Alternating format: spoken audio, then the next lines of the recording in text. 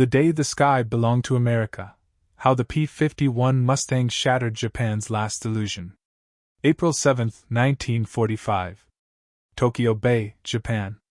Lieutenant Saburo Sakai pressed his eyes against his gun sight, his breath condensing in the frigid air of his Mitsubishi A6M50's cockpit. At 25,000 feet, the sky was crystalline, the Pacific a vast blue plain below. And there, circling with calm authority over the heart of the Japanese Empire, were 96 silver aircraft with bubble canopies and sleek, laminar flow wings, single-engine fighters, not the twin-tailed P-38 Lightnings that occasionally made the impossible journey from distant bases. These were something new. Something faster. Something that should not exist. "This cannot be happening," he muttered into his oxygen mask. For 3 years, Japanese military intelligence had assured pilots that no single-engine American fighter could reach the home islands. The distance, 750 statute miles from Iwo Jima to Tokyo, was too great, the fuel requirements too extreme, the ocean too unforgiving. Yet here they were, North American P-51D Mustangs, escorting a massive formation of B-29 superfortresses directly over Tokyo. The mathematics of what Sakai witnessed were not just improbable, they were writing the final chapter of Japanese air power. The sanctuary was gone. The skies belonged to America. The crisis had been building since February 19, 1945, when U.S. Marines stormed the black volcanic beaches of Iwo Jima. The island, barely 8 square miles in area, sat precisely 750 miles south of Tokyo, a distance that placed it just within the theoretical combat radius of a long-range fighter equipped with external fuel tanks. To the Japanese High Command, Iwo Jima was another fortress in a shrinking defensive perimeter, its capture a tragic but manageable loss. To American strategic planners, it was the key that would unlock the skies over Japan. The battle lasted 36 days and cost 6,821 American lives, with another 19,217 wounded. Nearly all 21,000 Japanese defenders fought to the death. But even as Marines were still clearing caves and bunkers, American engineers were already expanding the island's 3 airfields for a singular purpose: to serve as a forward base for very long-range fighter operations. On March 6, 1945, just 2 weeks after the initial landings and 10 days before the island was declared secure, the first P-51D Mustangs of the 15th Fighter Group touched down on South Field. The pilots climbed out of their cockpits and were immediately handed entrenching tools and ordered to dig foxholes. Japanese soldiers were still emerging from caves to launch suicide attacks. There were no tents, no barracks, no permanent structures, only black volcanic ash, the constant stench of sulfur from Mount Suribachi, and the distant thunder of artillery from the northern end of the island. Major James Van der Veer, squadron commander of the 78th Fighter Squadron, surveyed the desolate landscape that would be his new home. "The air stank of sulfur and death," he later recalled. "Artillery still boomed. We were setting up operations on an active battlefield." Yet the moment had arrived to prove that American fighters could accomplish what Japanese intelligence deemed impossible. The preparation for these missions had begun months earlier. The 7th Fighter Command, nicknamed the Sunsetters, had been training specifically for the challenge of escorting B-29s from Iwo Jima to the Japanese home islands and back. The mission profile was unprecedented in aerial warfare: 3 hours across open ocean to reach Japan, 30 to 90 minutes in combat over heavily defended targets, then another 3 hours back over water. Total mission time would exceed 8 hours. There were no rescue ships positioned along the route. No alternate landing fields. Pilots faced a stark choice: make it back to Iwo Jima or perish in the Pacific. The aircraft that made this possible was the P-51D Mustang, arguably the finest fighter of World War II. With its laminar flow wing, efficient radiator system, and powerful Packard-built Rolls-Royce Merlin V16 50-7 engine producing 1,695 horsepower, the Mustang could reach speeds of 437 miles per hour at altitude. But speed was not its defining attribute in the Pacific War. Range was everything. The standard P-51D carried 184 gallons of internal fuel in wing tanks. An additional 85 gallons could be carried in a fuselage tank behind the pilot, though this created dangerous center of gravity issues when full. The real breakthrough came with external drop tanks, two 110-gallon aluminum tanks mounted beneath the wings. These extended the Mustang's combat radius to over 850 miles, giving it a maximum range of nearly 1,600 miles with careful fuel management, just enough to reach Tokyo and return with reserves for combat and emergency. The drop tank technology itself was a marvel of American industrial pragmatism. Manufactured from pressed aluminum, these expendable containers could be jettisoned before combat, instantly reducing drag and weight. American factories produced tens of thousands of them monthly by 1945. Each cost approximately $15, less than the price of a single fighter aircraft's tires. For the cost of one P-51, American industry could supply an entire squadron with drop tanks for months of operations. The Japanese had no equivalent. Their drop tanks were scarce, poorly manufactured, prone to leakage, and rarely used. Their fighters were designed for short-range interception, not transoceanic escort. The pilots selected for Iwo Jima were mostly young, with minimal P-51 experience. Many had fewer than 10 hours in type before deploying to the volcanic island. They would learn through direct experience, or not survive. Captain Harry Krim Jr. of the 72nd Fighter Squadron, age 23, was considered a veteran. The island itself was more dangerous than enemy forces at first. Japanese soldiers hiding in caves meant weapons had to be carried constantly. At night, gunfire and grenades echoed across the landscape. During the day, preparations continued for the longest fighter missions ever attempted. The first month was spent on shorter-range strikes against Chichijima, 147 miles north, allowing pilots to master overwater navigation, fuel management, and the psychological strain of flying for hours with nothing but ocean below. By early April, 3 fighter groups were operational on Iwo Jima, the 15th, 21st, and 56th Fighter Groups, together capable of putting over 100 Mustangs in the air. The stage was set. On April 6, pilots attended their briefing for the first very long-range escort mission to Tokyo. The tension in the operations tent was palpable. Major Van der Veer spread maps across a makeshift table. "We will make history tomorrow," he announced. Pilots studied fuel consumption charts, weather forecasts, and rendezvous coordinates. The route was simple on paper: fly north-northwest for 3 hours at 10,000 feet, link up with B-29s from the 73rd Bomb Wing 20 miles south of Tokyo, escort them over their targets, engage enemy fighters, and fight back home. But the reality was brutal. This was a 1,500-mile round trip. No alternate landing sites. If mechanical problems developed, pilots would go down in the Pacific. Search and rescue would attempt recovery, but thousands of square miles of ocean made success uncertain. Survival depended entirely on fuel management. Every ounce mattered. Every decision counted. Maintenance crews worked through the night of April 6, preparing 96 P-51Ds. Each aircraft was meticulously inspected. Engines tuned. Fuel systems triple-checked. The 110-gallon drop tanks filled and mounted.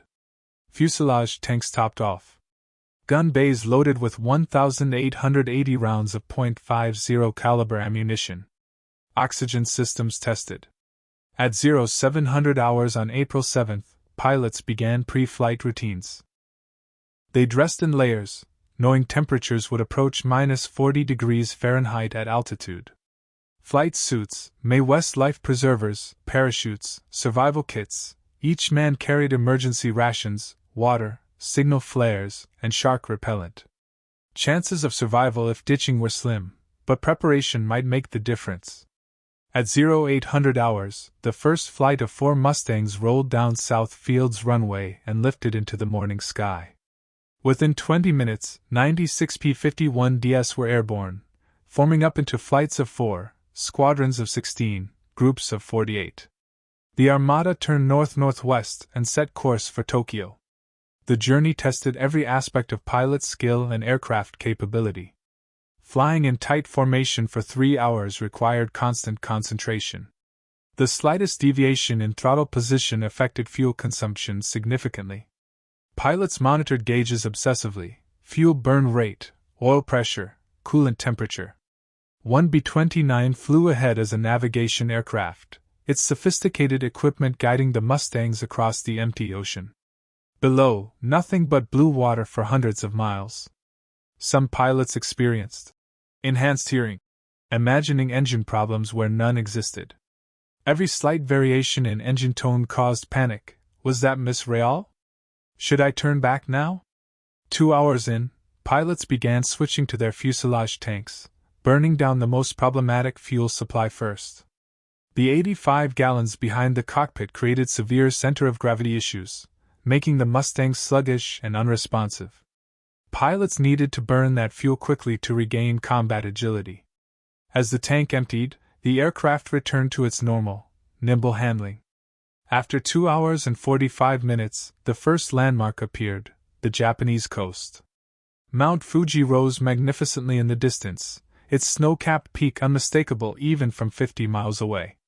Major Van der Veer later recalled, "It was an unmistakable landmark. Japan, the enemy homeland, 750 miles from Iwo Jima. The impossible had been achieved."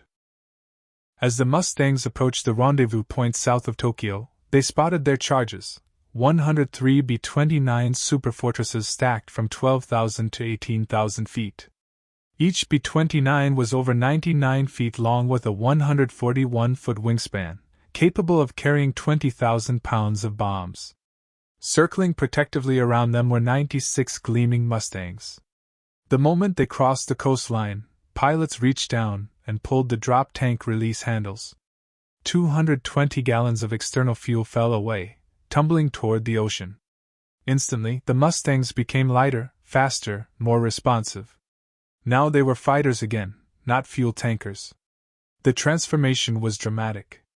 With drop tanks jettisoned, the P-51D could accelerate to 437 miles per hour and maneuver aggressively. Japanese fighters were about to discover they faced an opponent unlike anything they had encountered. Japanese radar stations had detected the incoming raid, but the reports seemed impossible. A massive B-29 formation was expected, but dozens of single-engine fighters. Radar operators checked their equipment repeatedly. Single-engine fighters from where? The nearest carriers were hundreds of miles away. Iwo Jima was under American control, but surely even the Americans couldn't fly fighters that distance. Yet the radar images were unmistakable. The reports climbed the chain of command, each level more skeptical than the last.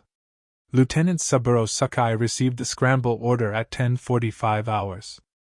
At 29, he was one of Japan's most experienced pilots, with over 64 confirmed victories. He had survived a bullet wound to the head that cost him sight in his right eye.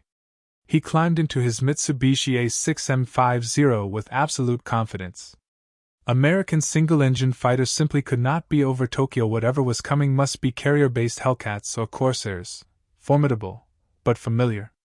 The Zero he flew was the ultimate evolution of Japan's legendary fighter: two 20mm cannons, two 13mm machine guns, a 1,130 horsepower Nakajima Sakai engine, and legendary low-speed maneuverability. Japanese doctrine had been clear since 1940. Get your opponent into a turning fight, use your superior agility, and victory was certain. This doctrine had worked for 3 years. It was about to fail catastrophically. As Sakai climbed through 10,000 feet, he spotted the enemy formation. His eyes widened. Over 100 B-29s, accompanied by nearly 100 single-engine fighters, sleek, streamlined aircraft with bubble canopies and 6-gun wing armament. They flew in disciplined formations at high altitude, moving faster than any American fighter he had previously encountered. And there were so many of them. The Imperial Japanese Army and Navy Air Services had scrambled every available fighter in the Tokyo Defense Zone, approximately 150 aircraft, including Zeros, Ki-84 Franks, Ki-61 Tonys, and 1K Scheidenkais, and Ki-43 Oscars. But by April 1945, Japan's aviation forces were shadows of their former glory. Fuel shortages meant new pilots graduated with as little as 40 to 70 hours of flight time, down from 500 to 700 hours in 1941. The superbly trained aces of Pearl Harbor were dead. Their replacements were barely qualified to fly, much less fight. The first contact occurred at 11:15 hours over Tokyo Bay. What happened next would be described by Japanese pilots as their worst nightmare realized. The American fighters, soon identified as P-51 Mustangs, possessed performance characteristics that seemed impossible. When Japanese pilots tried to engage, the Mustangs simply accelerated away effortlessly. The P-51's 437 miles per hour top speed gave it an 86 miles per hour advantage over the Zero. In aerial combat, this was the difference between life and death. Zeros that had dominated the skies earlier in the war now found themselves hopelessly outclassed. Sakai made his first attack run on a P-51 that appeared slightly separated from its formation. He dove from above, built speed, and pressed his cannon trigger at firing range. The 20mm shells arced through the air, and missed completely. The Mustang pilot had seen him coming, made a slight turn, and accelerated. Sakai's Zero, already at maximum speed in the dive, could not keep up. The Mustang pulled away, climbing back to altitude with power to spare. Sakai was stunned. He had never encountered an enemy fighter that could outrun him so easily. Across the sky, this scene repeated dozens of times. Japanese pilots would make attack runs, and American pilots would either counter with devastating diving attacks or simply accelerate away to reposition. The Mustang's 6.50 caliber machine guns, each loaded with over 300 rounds, provided tremendous firepower. Japanese pilots reported the guns as more accurate, more concentrated, and more deadly than those of Hellcats or Corsairs. American tactics were brutally effective and had been refined through months of combat experience in Europe and the Pacific. Mustang pilots had been trained specifically to counter Japanese maneuverability, never engage in low-speed turning fights where the Zero excels. Use superior speed and power to control engagement timing. Make high-speed slashing attacks. Fire short bursts from optimal range. If the enemy survives, use superior climb rate and speed to reposition. Never, ever slow down and try to turn with a Zero. Captain Felix Scott of the 46th Fighter Squadron described one engagement that exemplified this superiority. He spotted 3 Zeros below at 15,000 feet. He rolled over, dove, built speed to over 400 miles per hour, and opened fire at 400 yards. His tracers hit the trailing Zero's left wing and engine, smoke poured out. Instead of turning with the other two, he used his speed to zoom climb back to 20,000 feet. The other Zeros couldn't follow, they were too slow. He repositioned and came back down for another pass. That was when I realized what we had, he said. We had a fighter that could dictate every aspect of combat. We chose when to fight, how to fight, and when to disengage. The Japanese had no answer. Major James Tapp emerged as the star of the mission, claiming 4 confirmed victories using textbook boom and zoom tactics. His gun camera footage would later be studied extensively by intelligence officers. It showed him approaching Japanese formations at high speed, firing bursts from 300 to 500 yards, then immediately extending away, climbing, and repositioning. The Japanese fighters never had a chance to return effective fire. They were simply too slow to catch the Mustangs. Over the target area, B-29s encountered heavy anti-aircraft fire but relatively light fighter opposition. The P-51 escorts had broken up Japanese formations before they could effectively attack the bombers. When Japanese fighters did attempt to engage the B-29s, Mustang pilots dove to intercept, forcing them to abort or face destruction. The escort worked exactly as planned.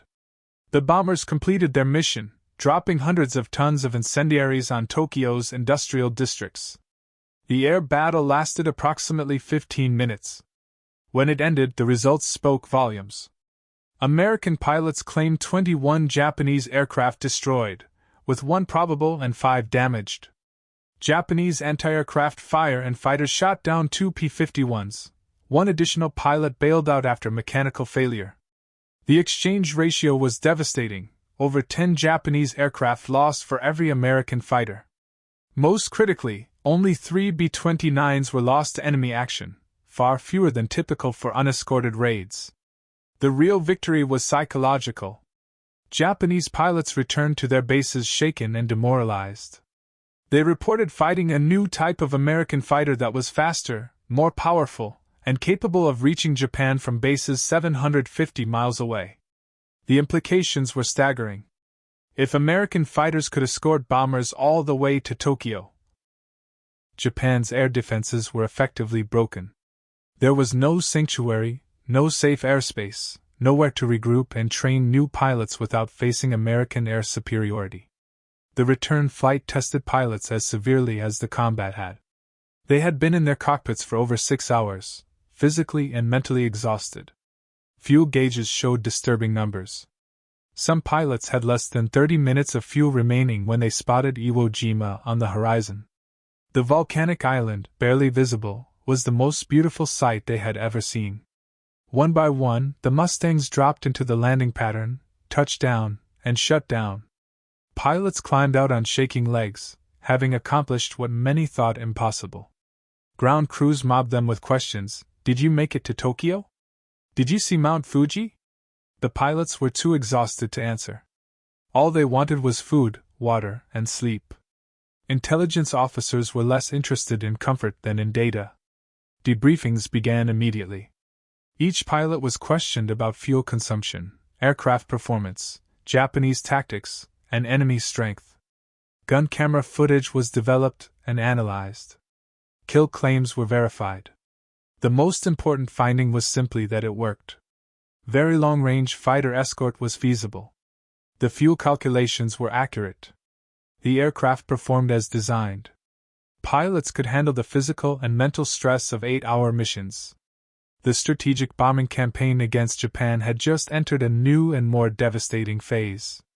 For Japanese military planners, April 7, 1945, marked the beginning of the end.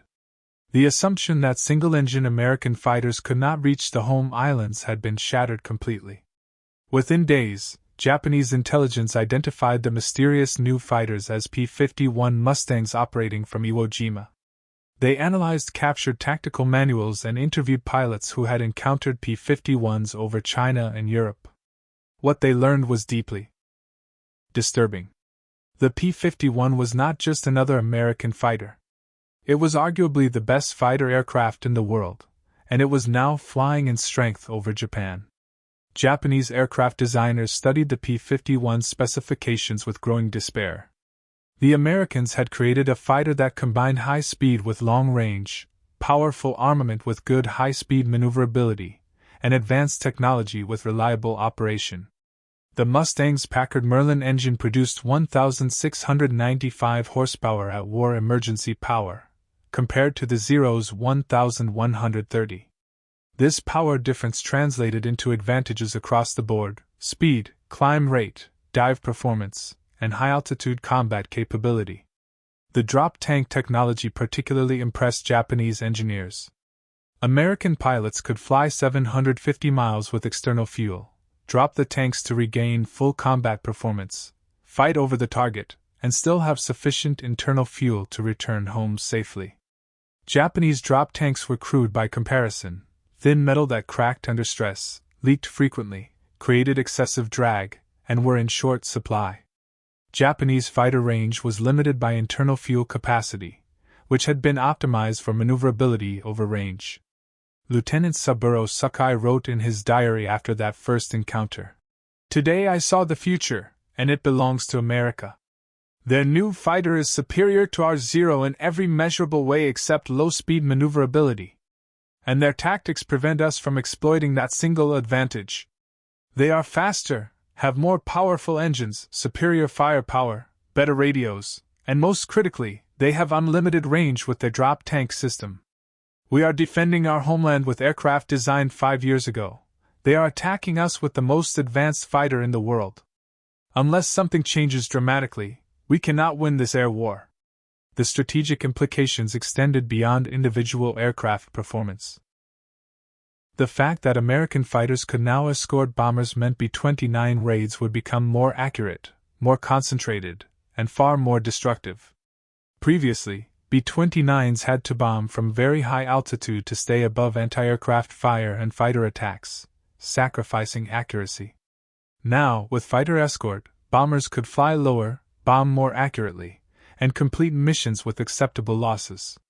Japanese cities would burn more efficiently. By mid-April, the 21st and 56th Fighter Groups joined the 15th on Iwo Jima, giving the 7th Fighter Command over 150 P-51s. Missions intensified quickly. April 12 saw another major escort to Tokyo. April 16 marked the first independent fighter sweep, with 57 Mustangs strafing Koya Airfield in Kyushu. The psychological impact on Japanese forces intensified with each raid. American fighters could appear anywhere, anytime, with little warning. Japanese pilots developed a grudging respect for the Mustang and its pilots. In combat reports and diaries, they consistently noted American tactical discipline and superior aircraft performance. The Mustang pilots fight intelligently. They refuse to engage in turning combat where we might have advantage. They use their superior speed to dictate engagement terms. They work in coordinated pairs, protecting each other effectively.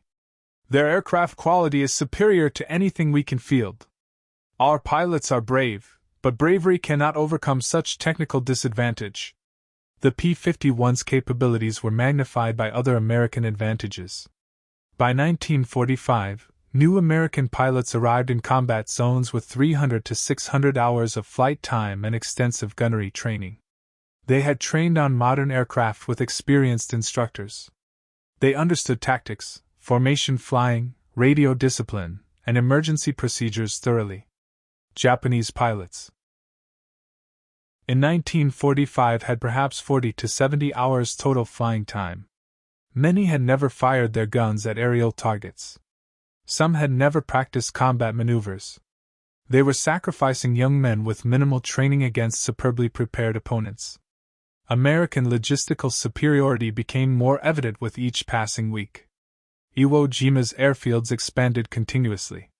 Navy Seabees worked around the clock, lengthening runways, building hardstands, constructing fuel storage facilities, and creating infrastructure for sustained operations. Replacement parts arrived regularly on ships. New aircraft flew in from Guam. Maintenance was conducted with proper tools, adequate lighting, and sufficient spare parts. When a P-51 needed an engine change, it happened within 48 hours. Ground crews kept readiness rates above 80% despite harsh conditions and high operational tempo. Japanese maintenance capabilities had collapsed by 1945. Spare parts were nearly non-existent.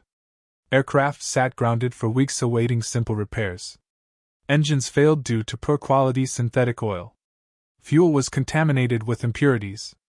Airfields lacked proper equipment. Mechanics worked with improvised tools in the open, often under air attack.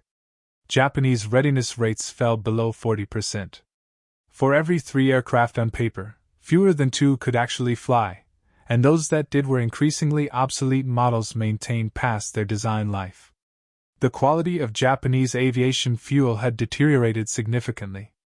Allied submarine attacks on tankers and destruction of refineries meant remaining fuel was often contaminated or of insufficient octane rating. Pilots reported rough-running engines, premature failures, and reduced performance. The high-octane fuel needed for maximum engine power was simply unavailable. Japanese fighters were forced to operate with lower performance than their designs intended. American Mustangs, by contrast, ran on 100-octane aviation gasoline. Delivered by ships that crossed the Pacific with impunity. American pilots could use war emergency power settings that pushed engines to maximum performance. Japanese pilots had to baby their engines just to keep them running. As April turned to May, the tempo of operations from Iwo Jima increased steadily. Escort missions became routine. The Mustangs flew 3 to 4 major missions weekly, weather permitting. Each mission produced more combat footage, more kill claims, more evidence of American air superiority. Japanese losses mounted steadily. By the end of May, the three P-51 groups had claimed over 70 Japanese aircraft destroyed in air combat, with dozens more damaged or destroyed on the ground during strafing missions. The psychological toll on Japanese pilots became severe. They knew they were outmatched before takeoff. Their aircraft were inferior. Their training was inadequate. Their fuel was contaminated. Their maintenance was poor. Yet they were ordered to engage enemy formations protected by swarms of superior fighters. The result was predictable. Japanese pilot losses accelerated. By late May, the average life expectancy of a new Japanese fighter pilot was measured in missions. Many died on their first combat sortie. Experienced pilots like Sakai survived through exceptional skill and increasing caution, but even they knew the war was lost. May 29, 1945, brought one of the largest air battles of the Pacific War. Over 450 B-29s, escorted by approximately 100 P-51s, raided Yokohama in a massive daylight incendiary attack. Japanese defenders scrambled approximately 150 fighters. The resulting air battle involved over 650 aircraft. Japanese pilots flew with desperate courage, pressing attacks despite overwhelming odds. One particularly aggressive Japanese pilot shot down Lieutenant Rufus Moore of the 45th Squadron before being shot down himself. Fellow American pilots watched in grudging admiration as the unknown pilot maneuvered through the escort with apparent impunity before being overwhelmed by numbers. The mission demonstrated both the capabilities and limitations of American fighter escort. Despite nearly 100 P-51s protecting the bomber stream, aggressive Japanese pilots managed to damage 175 B-29s and shoot down 5. American fighters claimed 26 Japanese aircraft destroyed, but the exchange ratio remained heavily in America's favor. Japanese losses were unsustainable. American losses were acceptable. That mathematical reality defined the trajectory of the air war. June 1, 1945, became known as Black Friday among Mustang pilots. That day illustrated that the greatest danger facing American pilots was not Japanese fighters, but the Pacific Ocean itself and the brutal weather that swept across it. 148 P-51s launched for an escort mission to Osaka. The weather forecast indicated some clouds, but nothing unmanageable. The reality proved catastrophic. Approximately 370 miles north of Iwo Jima, the formation encountered a massive weather front extending from sea level to over 23,000 feet. The formation tried to penetrate the towering thunderstorms and was torn apart by violent turbulence. Flying completely blind in extreme turbulence, several P-51s collided with each other. Others were thrown into uncontrollable dives or spins and crashed into the ocean. Some pilots became completely disoriented and flew in random directions until fuel exhaustion. 27 Mustangs were lost that day. 24 pilots died. None were shot down by enemy action. All were killed by weather and the unforgiving Pacific Ocean. The 56th Fighter Group, operational for only 2 weeks, lost 15 aircraft and 12 pilots in a single day, one of the worst non-combat disasters of the Pacific War. Black Friday highlighted the reality of very long-range operations. Japanese fighters were dangerous, but statistically they killed few American pilots. Weather, navigation errors, mechanical failures, and fuel exhaustion killed far more. Between April and August 1945, the 7th Fighter Command would lose approximately 180 P-51s in Pacific operations. Fewer than 30 of those losses were directly attributable to Japanese fighters. The rest were operational losses from weather, accidents, mechanical failures, and pilots who simply ran out of fuel and ditched in the ocean. The Pacific was a vast and lethal environment that killed regardless of combat prowess. The rescue services developed to support these missions became legendary. Submarines positioned along the route to Japan acted as lifeguards, rescuing downed pilots from the water. Destroyer escorts patrolled designated areas. PBY Catalina amphibious aircraft flew search patterns, ready to land on the ocean and pick up downed airmen. The rescue system was remarkably effective.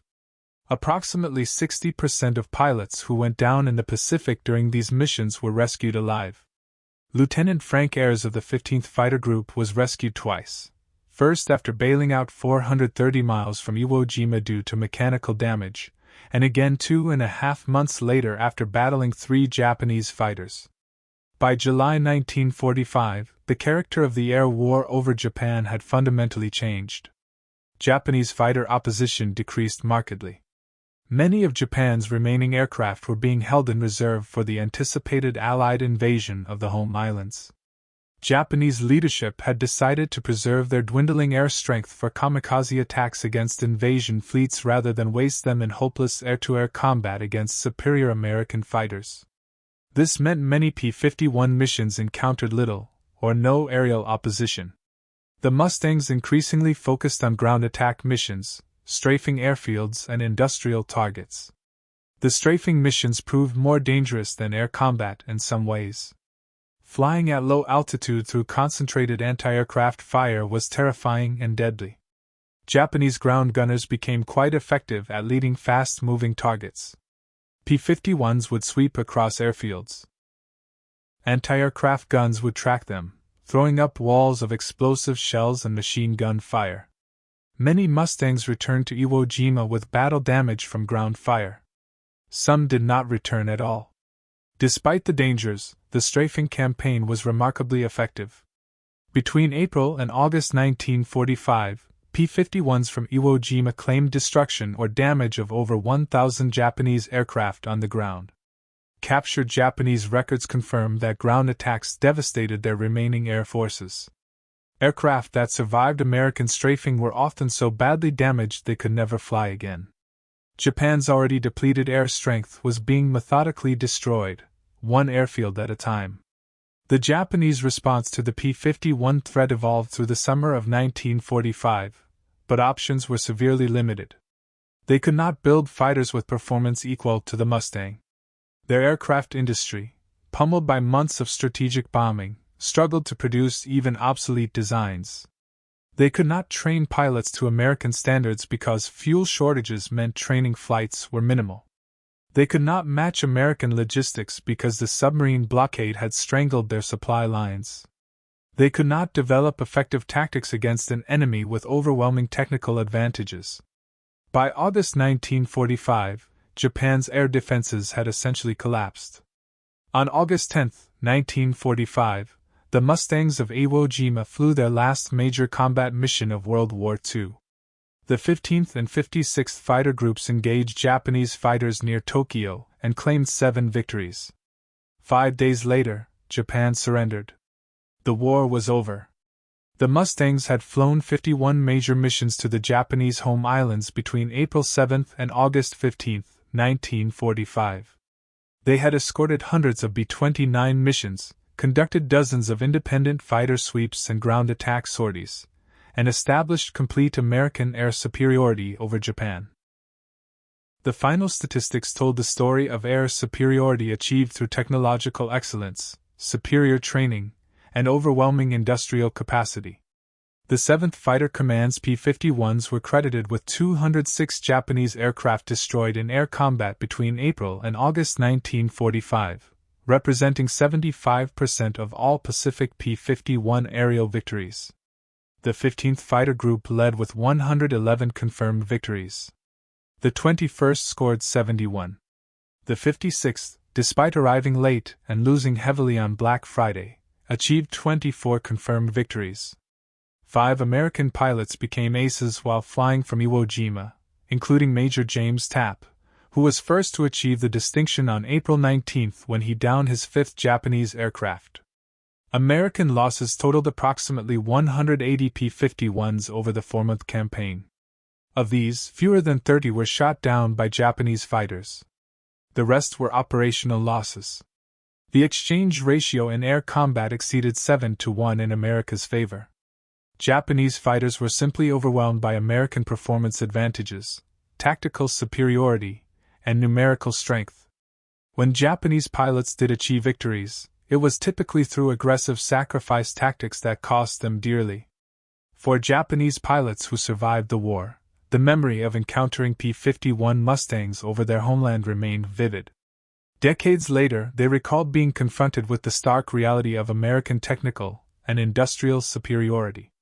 Everything they believed about Japanese martial spirit overcoming material disadvantage was proven false. The Americans had better aircraft, better pilots, better training, better logistics, better tactics, and overwhelming numbers. There was no aspect of air combat where Japan maintained advantage by August 1945. Saburo Sakai, who survived the war despite his injuries and years of combat, reflected on the P-51 in his post-war memoir. The Mustang was a magnificent aircraft. Fast, powerful, long. Ranged, well-armed. When it first appeared over Tokyo, I knew our situation was hopeless. We were defending our homeland with obsolete fighters flown by inexperienced pilots, using contaminated fuel, and facing an enemy with unlimited resources.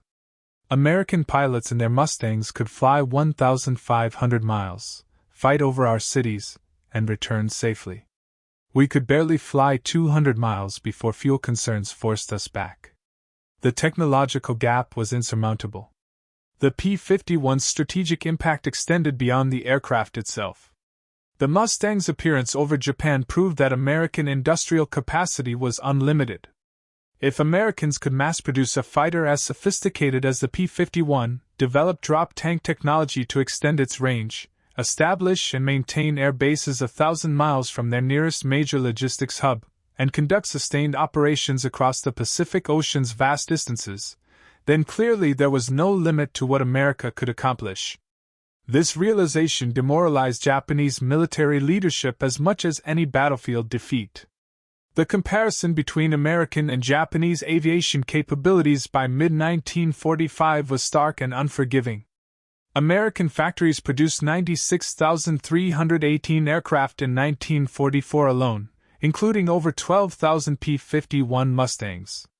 Japanese production in 1944 totaled approximately 28,000 aircraft of all types, and many were obsolete designs or produced with such poor quality control they were barely airworthy. By 1945, Japanese production had collapsed under the weight of strategic bombing and resource shortages. Entire factories were destroyed or forced to disperse into caves and tunnels. Quality control became non-existent. Aircraft that rolled off assembly lines often had misaligned parts, substandard materials, and defective systems. American pilot training by 1945 was the most sophisticated military training system ever created. Pilots progressed through primary, basic, advanced, and operational training before joining combat units. They flew multiple aircraft types, learned instrument flying, practiced gunnery on ranges, studied tactics from experienced instructors, and arrived at their squadrons with hundreds of hours of flight time.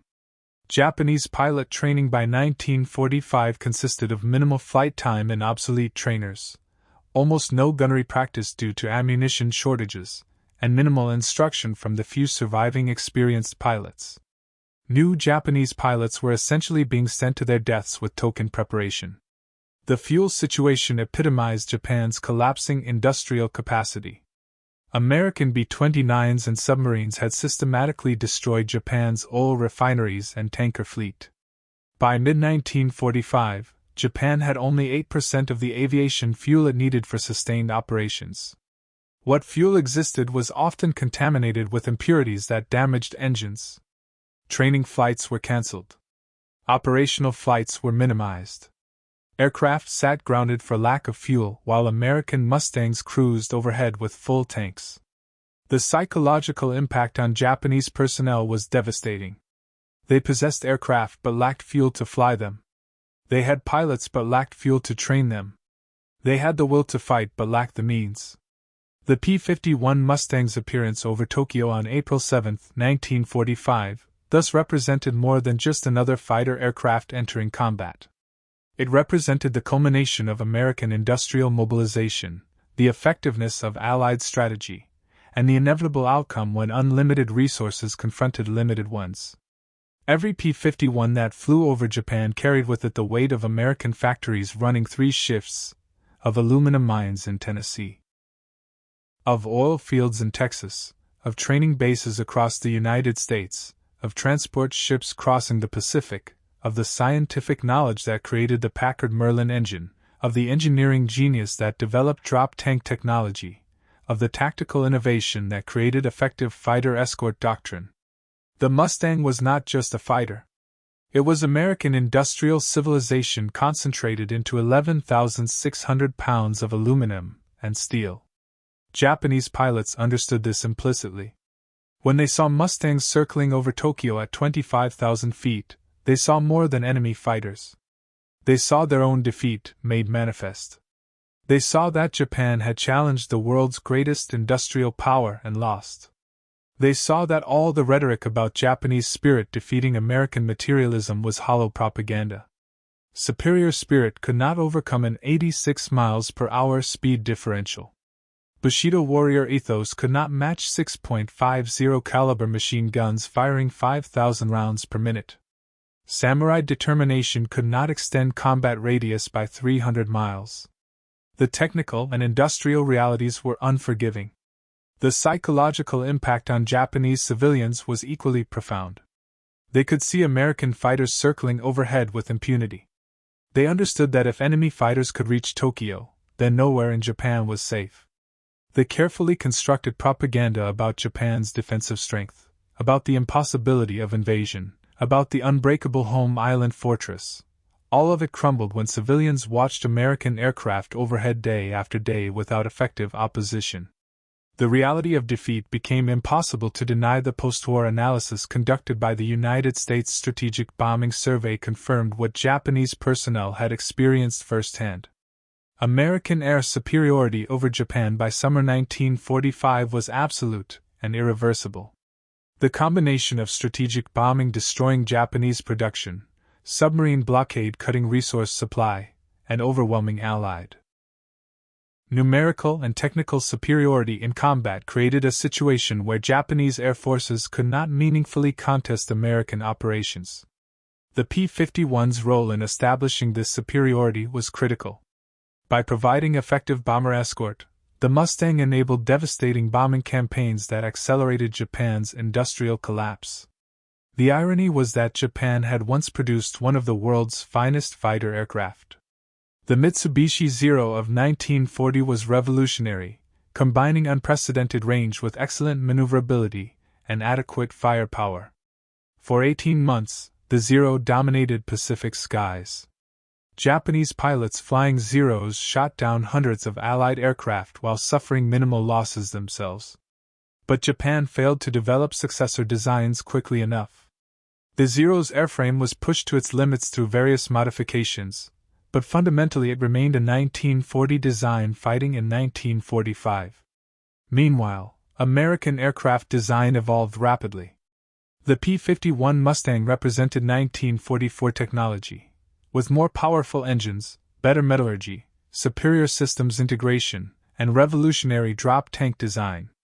The 5-year gap between Zero and Mustang represented the difference between competitive and obsolete.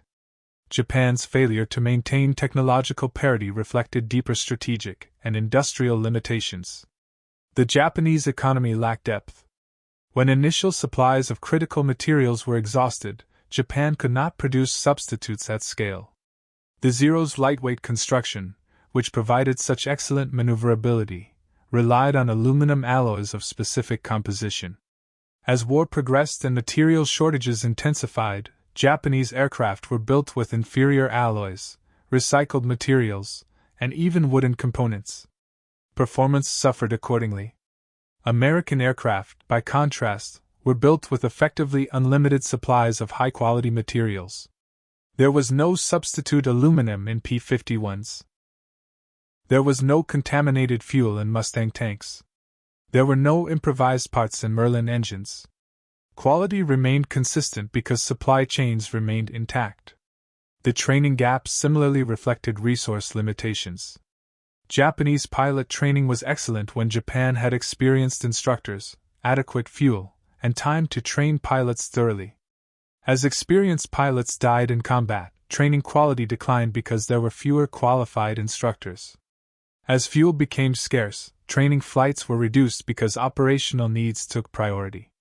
As the war turned against Japan, training time was compressed because replacements were needed immediately at the front. The system entered a death spiral where poorly trained pilots died quickly in combat, creating demand for even more pilots who had to be trained even more quickly with even less fuel and fewer instructors. American training suffered no such constraints. The United States had ample fuel, numerous experienced instructors, and time to train pilots properly before sending them to war. The strategic implications of the P-51's appearance over Tokyo extended into post-war planning. Japanese military leaders understood that if American fighters could escort bombers throughout Japan with impunity, then the anticipated invasion of the home islands would be conducted under complete American air superiority. Invasion forces would not face contested beaches from the air.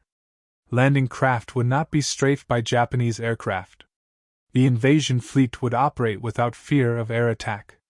This realization contributed to Japan's decision to surrender after the atomic bombings of Hiroshima and Nagasaki. Japanese leadership recognized that continuing to fight was militarily pointless.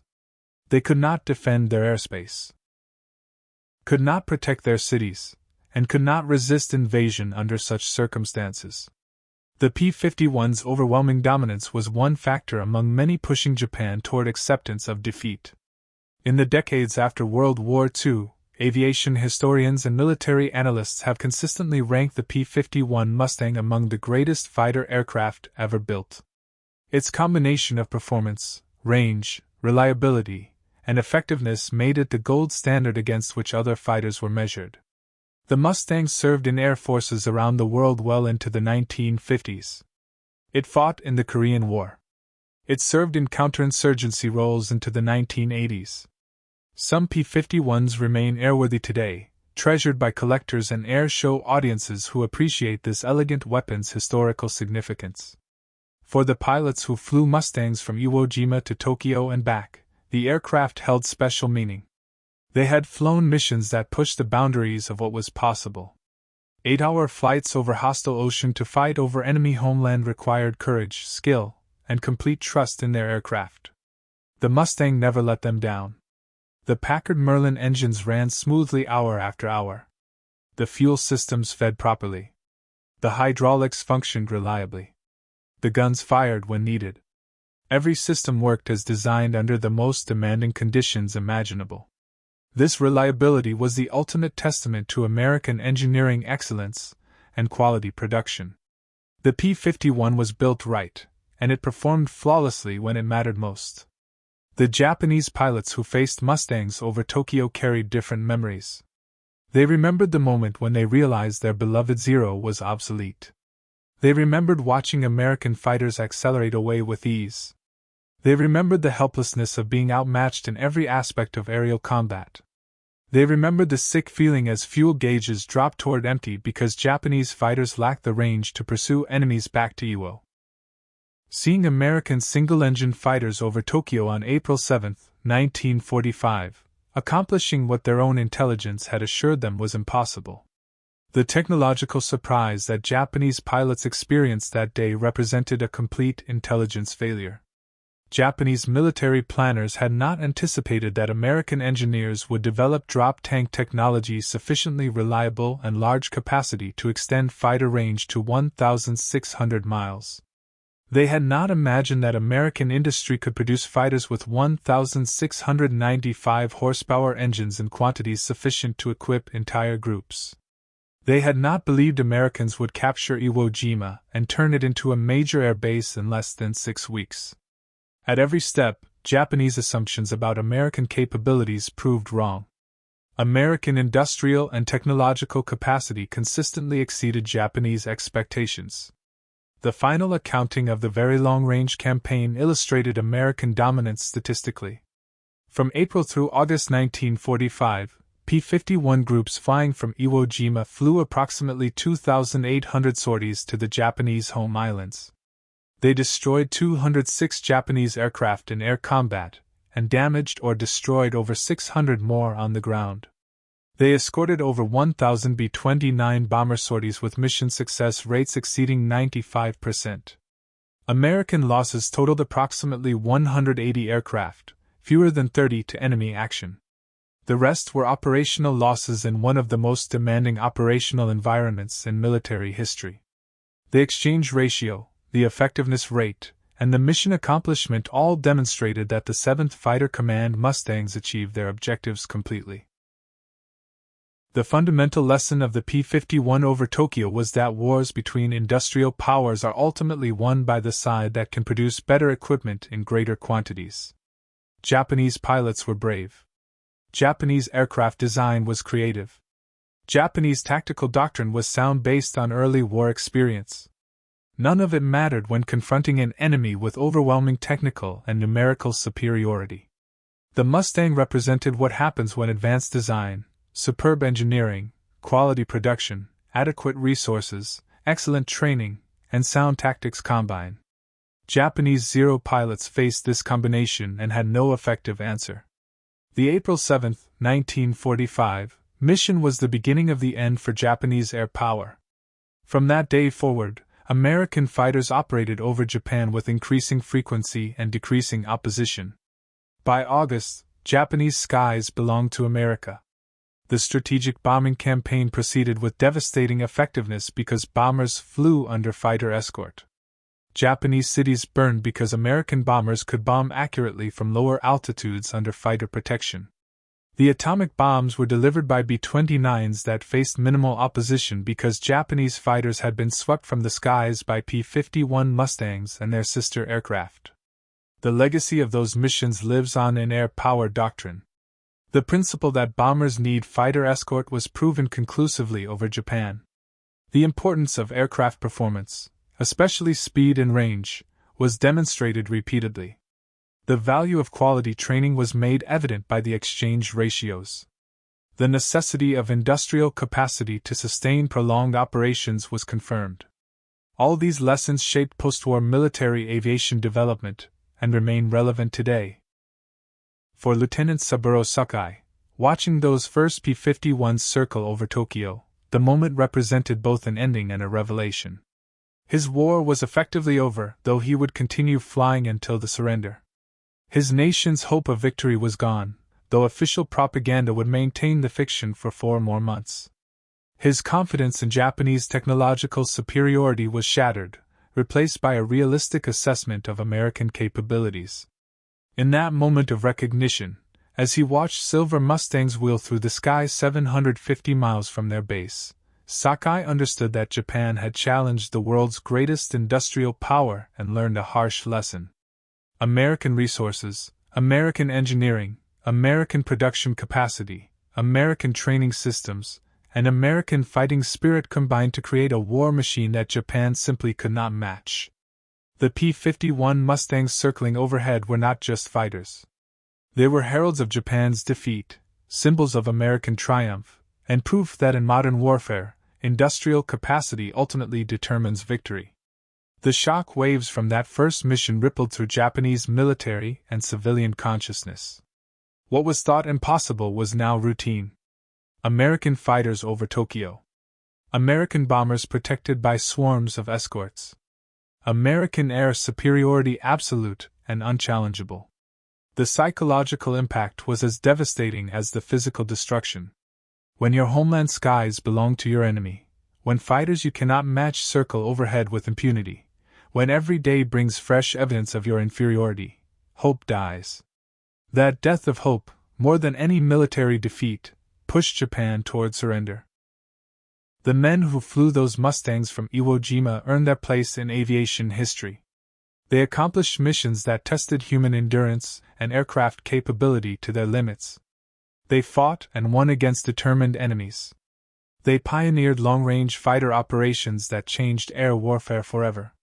Their achievement was enabled by superior equipment, but equipment alone was insufficient. Skill, courage, discipline, and determination were equally essential. The combination of America's finest fighter aircraft flown by America's best trained pilots against an enemy with obsolete equipment and desperate determination produced the outcome reflected in the statistics: American dominance complete, Japanese resistance broken.